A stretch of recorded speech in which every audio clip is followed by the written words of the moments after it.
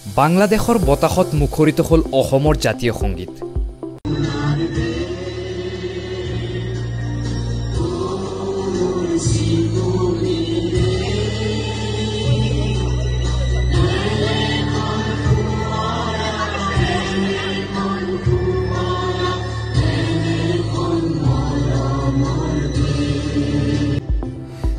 বাংলাদেশৰ মাটিত অসমৰ যুৱকৰ অসমীয়াগিৰিয়ে এতিয়া দৃষ্টি আকৰ্ষণ কৰিছে সমগ্ৰ অসমবাসীৰ। আপুনি যদি অসমীয়া হিচাপে গৰ্ব কৰে তেন্তে কমেণ্টত জয় আই অসম লিখি ভিডিঅ'টো এটা শ্বেয়াৰ কৰক।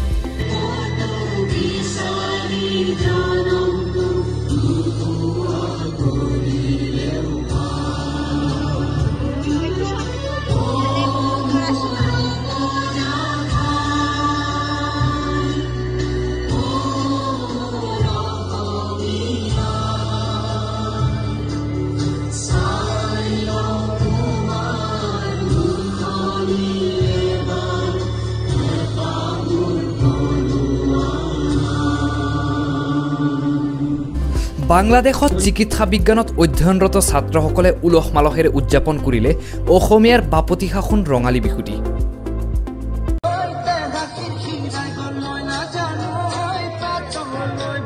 বাংলাদেশৰ বিভিন্ন মেডিকেল কলেজত অধ্যয়নৰত ছাত্ৰ ছাত্ৰীসকলে এনেদৰে উদযাপিত কৰিলে হেঁপাহৰ ৰঙালী বিহুটি।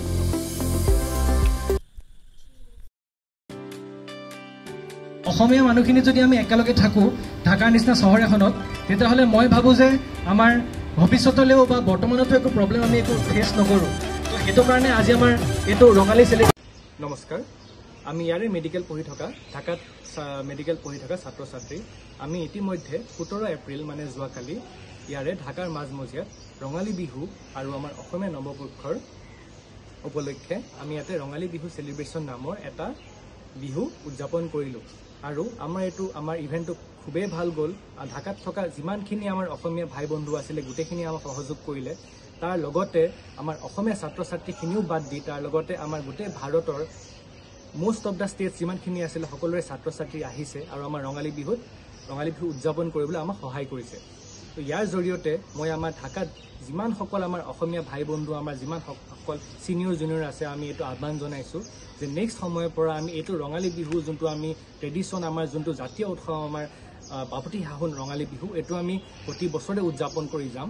আৰু ইয়াৰ লগতে আমাৰ ঢাকাৰ সমূহ ছাত্ৰ ছাত্ৰী ভাই বন্ধুৰ ফালৰ পৰা আমি অসমত থকা আৰু অসমৰ বাহিৰত গোটেই পৃথিৱীত যিমানখিনি আমাৰ অসমীয়া আছে সেই অসমীয়াখিনিলৈ আমাৰ গোটেই ঢাকাৰ ফালৰ পৰা ঢাকাৰ অসমীয়া ষ্টুডেণ্টছখিনিৰ ফালৰ পৰা ৰঙালী বিহুৰ শুভেচ্ছা আৰু অসমীয়া নৱবৰ্ষৰ শুভেচ্ছা জ্ঞাপন কৰিলোঁ। নমস্কাৰ, জয়।